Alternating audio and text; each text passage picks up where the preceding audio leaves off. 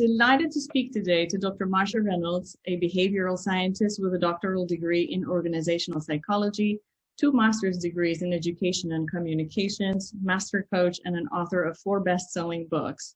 She is a legend in the coaching industry, and Global Gurus lists Marcia as the 4th coach in the world and the #1 woman on the list. An interesting fact about Marcia is that she was the 5th global chair of the International Coaching Federation and one of the first 25 people in the world to become a master certified coach. Welcome, Marcia, and thank you so much for finding the time to speak to me today. Oh, thank you. Thanks for the invitation.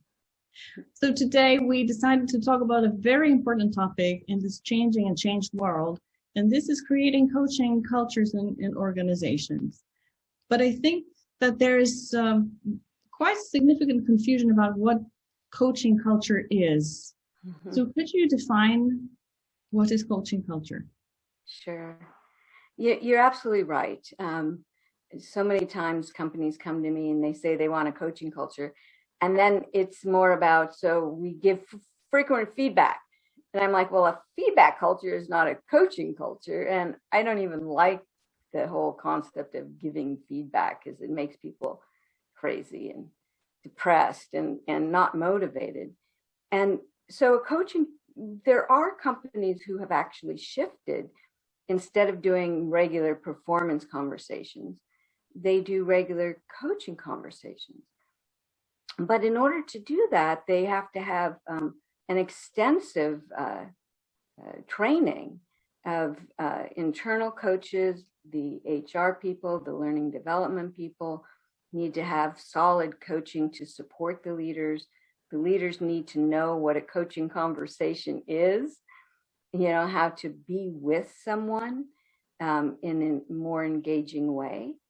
And so it becomes even a mindset, and that's what creates the culture. So even if you stop me in the hallway, I'm going to and say I have a problem. Instead of me answering your problem, I'll turn to you and ask you, so tell me more about it so I can understand what you're facing. What have you been considering? That I'm curious about what you're saying instead of jumping in. I believe we assess cultures by hallway conversations more than anything else. And that, really makes people feel more included, valuable, and a part of the organization when they're engaged with their leaders that way. And that's the power of a coaching culture. So it is very different from what some people think that it is. And for example, the definitions that I met are, we hire many coaches, and that is the coaching culture. And we let our leaders work with coaches, and that is the coaching culture. Yeah, no. First off, because of the expense of coaching, that when they say that, usually they only hire external coaches for the top people, which is great because those people need external coaches. They're probably not going to open up to anyone internally. But then as you go down the layers, if they do purchase external coaching, it's usually not with certified coaches or experienced coaches, because again, it costs a lot. And it's so part of having a real coaching culture and having people internally trained is that it's actually cost savings. But again, a culture is a definition of the conversations that we have. It's how we are with each other, how we speak to each other, not who we work with outside of the organization. So when you look at the word culture, again, a culture is our belief systems, our sense of who we are with other people. You walk into or you visit a country, and you get a sense of culture, even by going to the grocery store and seeing how people interact. Yeah, it's the same social norm, isn't it? Yeah, and so it's really in the nature and the quality of the interactions that define the culture. And you said, if I may quote from one of your books, you said, I see so many companies struggle with building an engaged, productive culture of collaboration with their teams. When people disagree, they often become defensive and can't hear one another.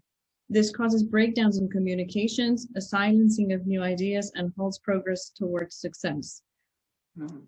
And I think, because you said that this is the quality of our conversations, and this is so true, that if we cannot engage in conversations that are open, that are welcoming for other opinions, we will stifle innovation, we will stifle feedback.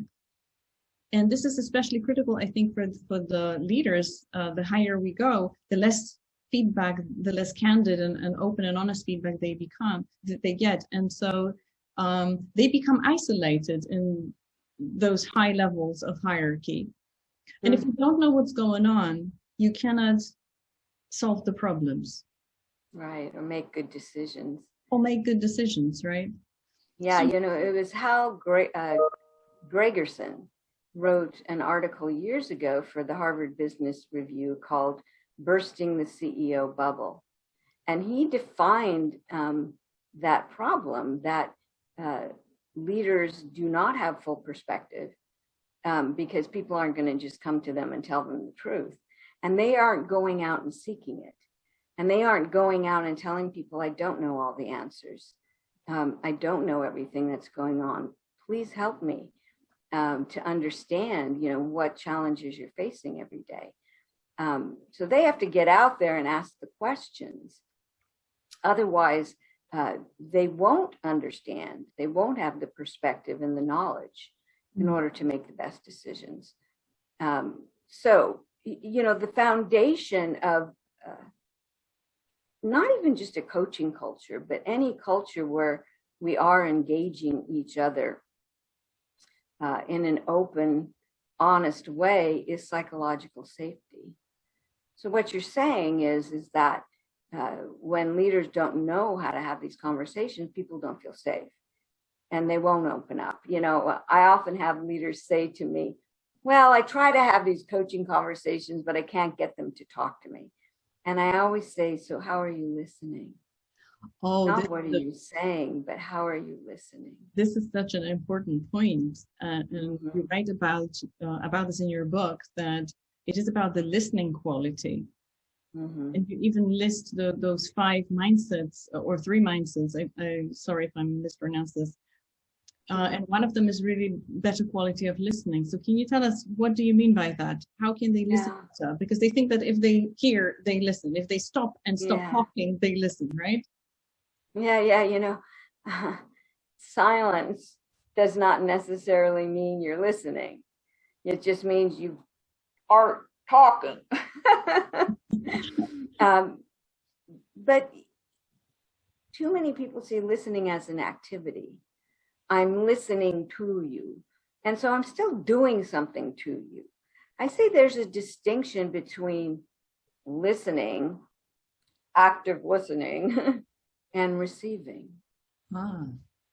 And to truly, quote, listen, I need to be open to receive what you're giving me, to hear your words, to notice your gestures, to sense what you are struggling to articulate. So curiosity is my best skill. Not listening or shutting up, but being curious and receiving without judgment. And that's very important point. So I think this is one of those mindsets that you talk about, that we need to catch and release judgment. What does it mean exactly, and how is this important, especially for the leaders? Yeah. Judgment is an emotion. We often think it's an opinion. But emotions, and I do this because most emotions are biological reactions. So if I don't like your question and I have a judgment, I'm going to feel a sense of tightness somewhere. For me, it's here, right here. Mm-hmm. For you, it could be in your hands. It could be in the back of your neck. We just have to notice a sense of tightness.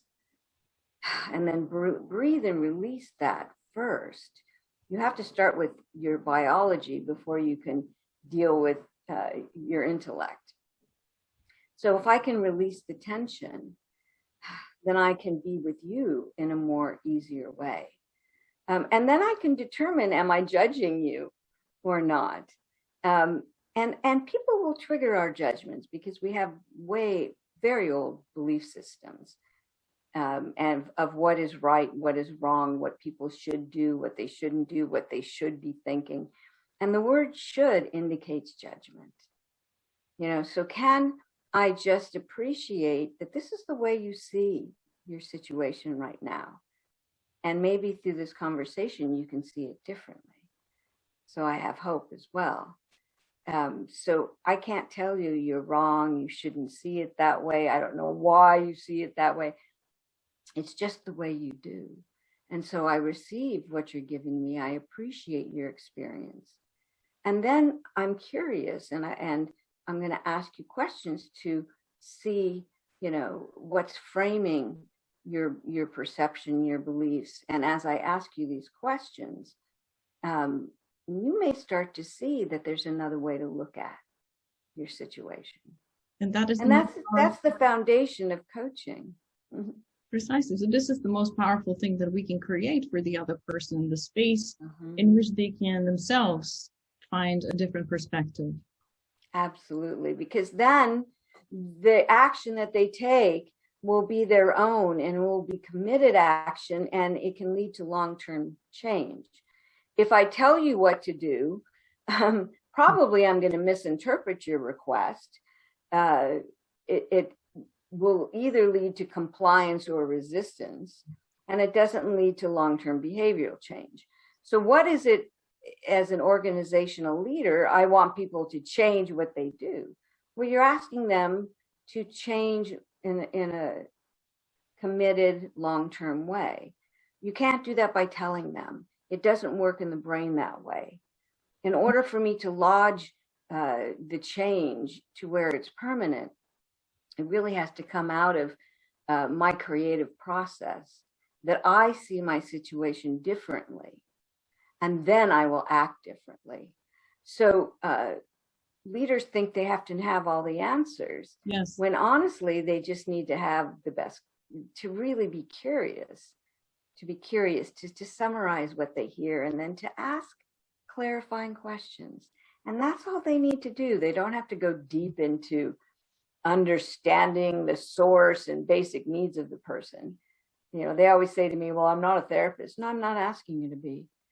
I just want you to be present, to accept where the person is, summarize what you hear to make sure that you're both in the same place, and then be curious about it.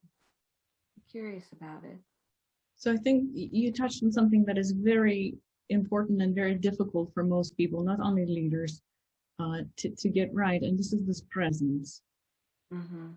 And even right now, we are having this interview, and I did all I could to avoid all the distractions. And yet I hear my phone pinging in the distance. Yeah. I hear it, and my attention goes for that split second. It goes there. And so this is a very controlled environment right now because we are recording. Think about how difficult it is for a leader, as you said, if he or she stopped in a hallway and there is an appointment waiting and 3 other people are raising their hand, and here's somebody who says, I need your time and I need you to be present with me. Yeah. Do you think that this is the reason why leaders find this so difficult? Well, no, it's the excuse. That's an interesting perspective, but yeah, it's like nobody's asking you to be perfect. And so if you're distracted by someone in the hallway or your telephone pinging, you just notice it. Oh, look, I'm distracted. And you come back to the conversation. So I'm not going to ask you to have a perfect attention span because I don't know what human does. Nobody. But that you don't think it's bad, don't judge it. You just notice it and come back.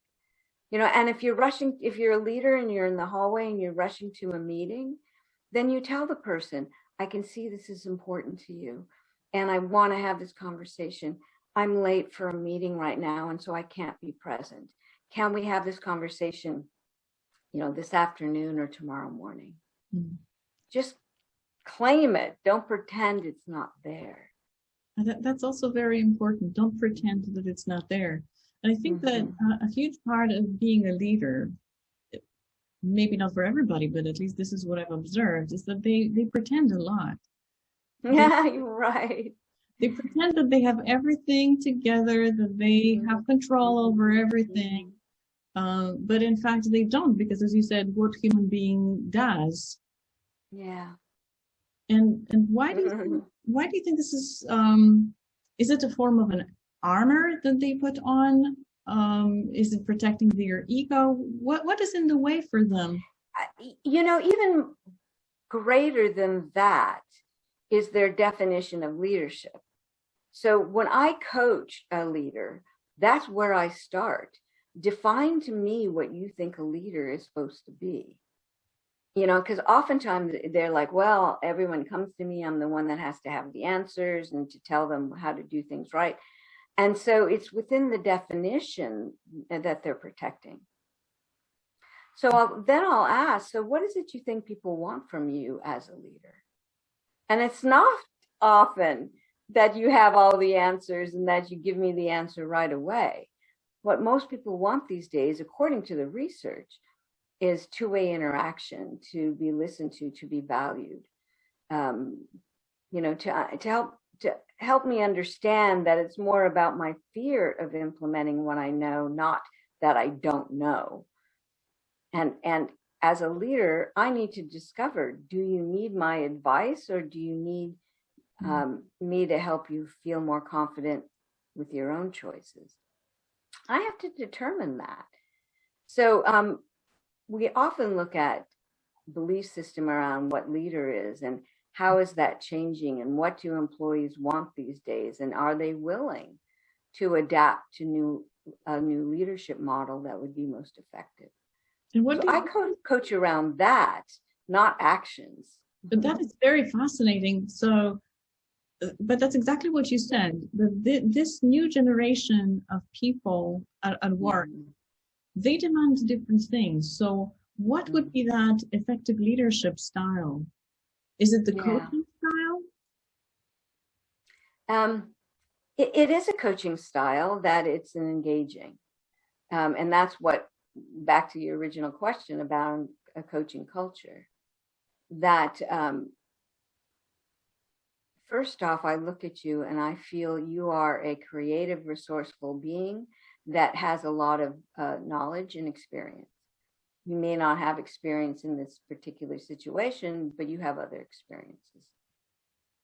So I need to understand what you know first. And that's what I want from you. I want you to value my contribution, to really see me in the moment. Most people aren't seen at work by their leaders. Just see me. Yes. And be curious about what I think and what I know. We start there. And it's not all leaders. I was coaching a woman who was really struggling. Her boss said, until your peers see you as a leader, I will not promote you. Well, here was the situation. The woman had taken a position in a different region. She was Dutch, and all of her colleagues were Latin American. Their definition of leadership was very different from hers. And so she was always judging them that they're not efficient enough and they don't have the right values. And they were seeing her as not having the right values because she wouldn't have lunch with them. She wouldn't engage with them to talk about their families, which is most important. So my coaching with her was not to change her behavior, but to look at, if you need these people to see you as a leader, what are they looking for? And are you willing to do that? And this took a while because she was very resistant. Again, that protecting what I think is a leader. And then finally she broke through and said to me, I'm afraid that it's too late, that I've broken their trust and they will never trust me. And I said, okay, so let's shift our conversation to trust. What will it take for you to win back their trust?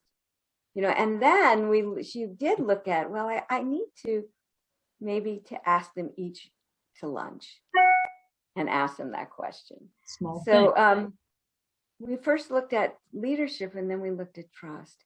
And she did shift and she did earn her promotion. But it came back to definitions and fears, not that I need to know everything. Yeah. But we very often guard what we believe is right, isn't it? Right. Exactly. But we do not self-reflect. Okay. We think we do, but we don't. Because exactly what you said, the brain protects our definitions of self, because that's how we survive.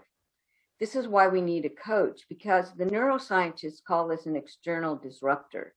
We need someone to disrupt our thinking patterns, to be able to stop and look at our thinking. Otherwise, we can't do it ourselves. It's like so by me just summarizing, so here's what you're telling me, that you think leaders should be this way. Okay. And I want to know, what do you think they think? Okay. That alone, summarizing in that question, will disrupt your thinking. And that's my value as a coach, because I'm your thinking partner. I'm not your advisor. I'm just helping you think in a way you cannot do for yourself, because out of survival, you protect your sense of self and perspective. But when somebody else steps in and summarizes and asks you the question, it will make you stop and think, which is the great value of coaching. And this is also the title of your book, isn't it? Yes. Coach the person, not the problem. I think it's right there. Exactly. So this is the power of reflection. But let's just maybe look at one myth around, because you said, okay, you need to ask the right question. You need to point them to this. You need to just ask them the right question. And then there's this myth that coaching is all about questions, asking the right questions, but it isn't, right? No. So when I said summarize what you heard, okay, sometimes just the summarizing is even more important than the follow-up question. It's a pairing of summarization, of paraphrasing, of, let me just make sure I understand what you're saying, of pulling out the key words that someone says, but it has to be efficient, and so I hear you saying efficient. So describe efficiency for me. What does that look like? How do we create efficiency? So I first pull out the word, and then I'm curious about it. So coaching is a reflective inquiry process. I first reflect to you what I hear, and then I ask the questions. Otherwise, it's just interrogation, and people don't like that. That's a good point. And let me just ask you one more thing, because I think that the leaders very often will come up with this argument, oh, this sounds really great, but you know what? I don't have the time. Yeah, well, I always say, okay, let me just ask you this. So you have all the time in the world for people to constantly be coming into your office and asking you questions because they can't think for themselves, or they're afraid to think for themselves because you always give them the answers. So would you rather have them think for themselves and not come into your office as much? Or do you want to just keep an open door and allow people to interrupt you all day long? Which is your choice? It's a good point. So this is also the culture, and this is sometimes personal culture of a leader, whether they want to see themselves as somebody who really does have all the answers and this straight ego, or whether they are willing to be that coaching partner, because I think you call it partnership, right? Coaching is partnership. And do you have some data or from your work with leaders, how do they see that? How do they react to this idea of being a coaching partner? What's in their way? Because if you're now stacking questions. Okay. So what question do you want me to answer? You see, questions. So let's get back maybe to the fact that they will very often say, I don't have the time, or something else is in the way. What do you see that is in their way of being a coaching leader? They're fearful of being someone else. Most of the time when I coach leaders, they're like, well, if I don't have the answers, they're going to judge me as being incompetent. And especially a young leader who's trying to establish themselves. They think, oh, I have to show what I know. And I'm like, oh, this is the perfect time for you to connect with people, and to show how much you value them, so they will in turn respect you. So otherwise, they're just going to think you're a know-it-all. So it's fear of the transformation is mostly what it is. One of the most difficult times in our lives is to transform ourselves from oneself to another. And that's what leaders are being called to do. And they resist that because, again, I'm defending myself. This is why, it's good to have a coach to help them see that and ease them through and be with them through the transformation. So I am standing by your side as you walk through this foggy time, not telling you what to do or not dragging you through it. I'm just being here with you, which is, again, one of the greatest things we can do for another human being, and as we value who they are and what they know and what they can be that they don't quite even recognize. So again, this is the distinction of coaching. Instead of me being the expert, the healer, the fixer, I'm your partner, your thinking partner, because I know you're a smart person and you're just kind of stuck right now, and I'm going to help you think this through. That's a great and very constructive way to approach discussions and also transformation, and how we help people develop, and especially leaders, I think, have that role and that responsibility to help people develop. Yeah. So what other skills do you think that coaching leaders would need to develop? We talked about listening already. We talked about the ability to ask, to reflect and to ask the right question. What other skills would they need to learn? It's always good to have a foundation of emotional intelligence. So I can develop the self-awareness in the moment. So when I said to even recognize judgment is an emotion, and I'm so grateful that for over 30 years, I've traveled to teach. I worked for global companies, ran training departments before I became a coach. And so I go to all these countries, and my judgment is triggered because they have different value systems than I do, which allows me to know my judgment's right here. So as soon as I feel tenseness, I don't have to understand it. I just need to release it and come back and remember that the person in front of me is creative, resourceful, and whole, and is doing the best he or she can on this journey. Okay, so how can I help them think through the challenge they're now facing so they can move forward? So for me to be able to be aware of an emotional hit and then shift, the word intelligence, the root of the word intelligence is choice. So for me to know what it is I'm feeling and then to quickly shift is the skill of emotional intelligence. So even if you're a leader and you're very disappointed or angry with the person, you don't want to put out that energy. You still want to believe there's possibility. So how can I shift from disappointment, impatience, anger, into feeling hope, into feeling, belief in the person that I'm with? So they sense it. We pick up each other's emotional energy all the time because that's part of our survival. So we're all emotionally intelligent. We just don't listen to our body and the wisdom and what it's trying to tell us. So emotional intelligence, they should take, that as a foundation of being able to be present. From what I remember, Marcia, you also talk about aligning your brains, and you talk about 3 brains, right? And this is also what most people don't think about. We just think of that this is our brain, right? Yeah. But for leaders, I don't go into that. That's for coaches. All right. But I do say, but your wisdom is in your body. You have a nervous system that's attached to your gut and your heart, which are receivers and processors. But I don't want them to worry about, is it my heart, it's my gut, because they won't be present. So I'm just saying, listen to your body. Listen to your body, what's coming up, where are you feeling tense, release the tension, and come back and care about the person and be curious. Okay, so compassionate curiosity. That's all I want leaders to do. I don't want them to go into any more depth, because then they'll say it's too hard.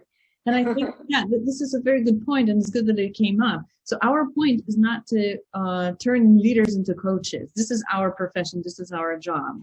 Right. But they should just have a coaching approach to their conversations. And I teach a 2-day leaders coach program, and I'm very clear. I am not trying to make you into a coach. Mm-hmm. So they can't give that excuse. I said, I'm just trying to give you a new approach to your conversations, and you won't use it all the time. Sometimes you have to be very direct.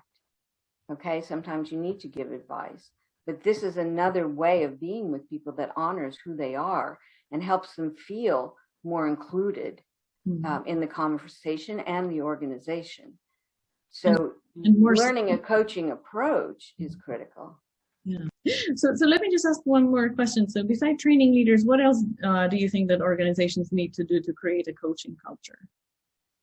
Well, it's a 3-prong, and the International Coaching Federation defines this. If you go on their website and type in PRISM Awards, every year they acknowledge 5 companies that have integrated a true coaching culture. And you can download the case studies if there's something in your industry.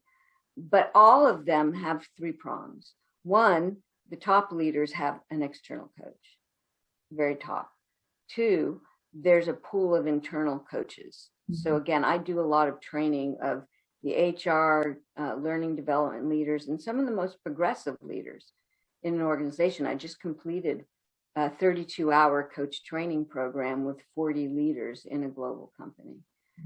They then have the foundation of being a coach, and they have the choice then to go on and be certified if they want. We're talking about that now.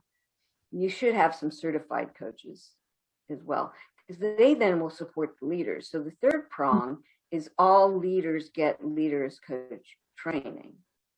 But then there's a 4th piece where everyone in the company should know what coaching is.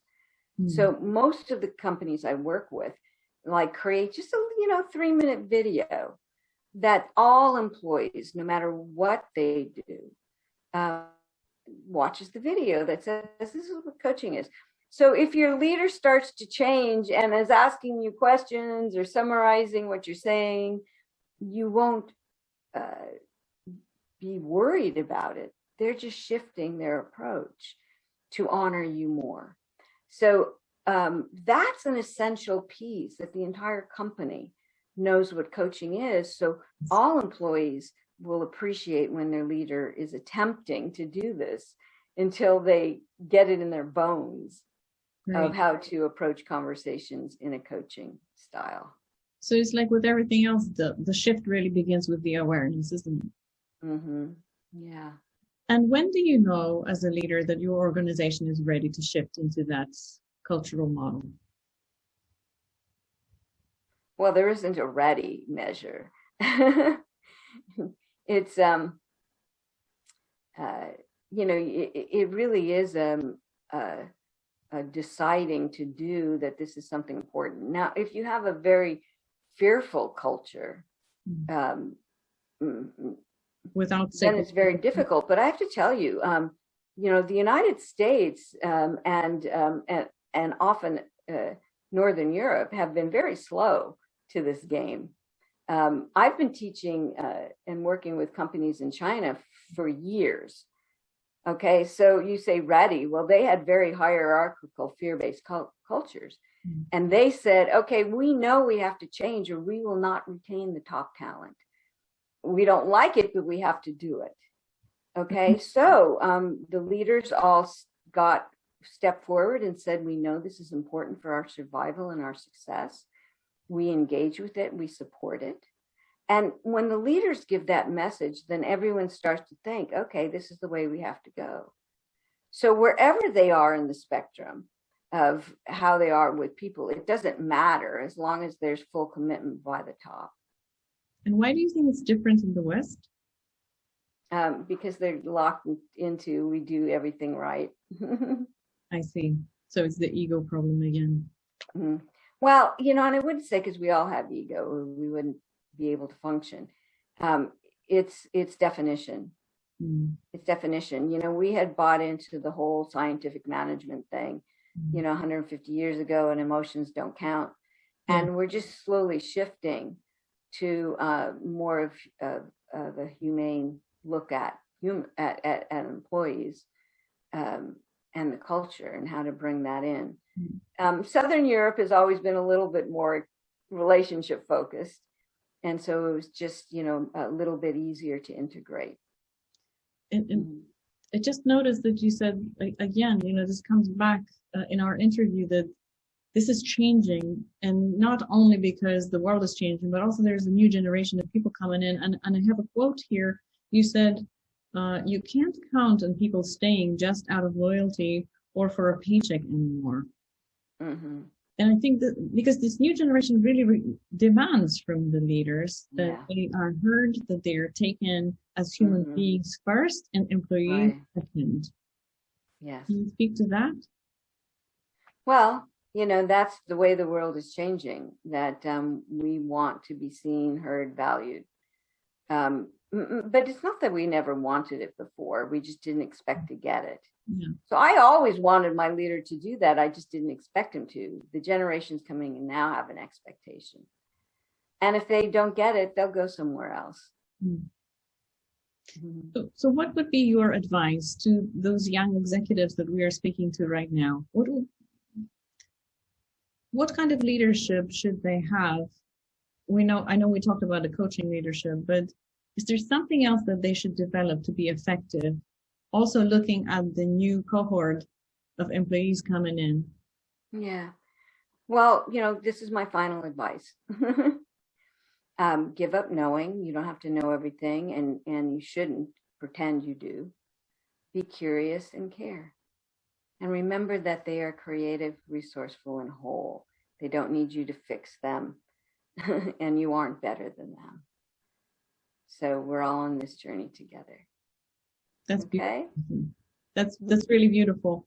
Where can people learn more about you and your work in your books? Mm-hmm. My website is covisioning.com. My books are listed there. I have a blog post, and it's written mostly for leaders. So, and lots of resources. If you click on the books, there's resources you can download and videos. And I have a YouTube channel where I post a couple of video tips for leaders twice a month for coaches and leaders. That's great. So I would say those two places, and of course, LinkedIn. Of course. Thank you so much, Marcia, for being here today, for your advice, for giving your insights and your unique perspective, because your perspective is very global and you have a lot of data from all the years of your experience in this job. I really appreciate that you have found the time. Yeah. Is there any gift that you are planning to offer, Marcia, or are we looking at your website and what's available on your website? Yeah. No, I give so many things away on the website. Just go there. Okay. So thank you so much.